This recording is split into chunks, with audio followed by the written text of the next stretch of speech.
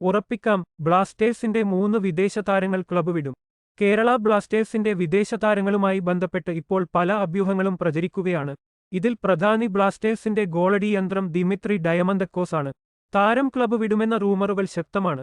കൂടാതെ ബ്ലാസ്റ്റേഴ്സിന്റെ ക്രൊയേഷ്യൻ പ്രതിരോധ താരം മാർക്കോ ലെസ്കോവിച്ചും അടുത്ത സീസണിൽ ഉണ്ടാവില്ലെന്നാണ് റൂമറുകൾ.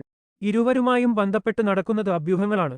എന്നാൽ അടുത്ത സീസണിൽ ബ്ലാസ്റ്റേഴ്സ് നിരയിൽ ഉണ്ടാവില്ലെന്ന് ഉറപ്പുള്ള 3 വിദേശ താരങ്ങളുണ്ട്. ആ 3 താരങ്ങൾ ആരൊക്കെയാണ് എന്ന് പരിശോധിക്കാം. 1. Justin Emmanuel. ബ്ലാസ്റ്റേഴ്സ് സീസൺ തുടക്കത്തിൽ ഗോകുലം കേരളയിലേക്ക് ലോണിൽ അയച്ച നൈജീരിയൻ താരമാണ് ജസ്റ്റിൻ. എന്നാൽ ക്വമി പെപ്രയ്ക്ക് പരിക്കേറ്റതോടെ ജസ്റ്റിനെ ബ്ലാസ്റ്റേഴ്സ് ഗോകുലത്തിൽ നിന്നും തിരിച്ചു വിളിക്കുകയായിരുന്നു. ബ്ലാസ്റ്റേഴ്സിനായി ISL-ൽ അരങ്ങേറ്റം നടത്തിയെങ്കിലും ശരാശരിക്ക് മുകളിൽ ഇതുവരെ താരത്തിന്റെ പ്രകടനമെത്തിയിട്ടില്ല.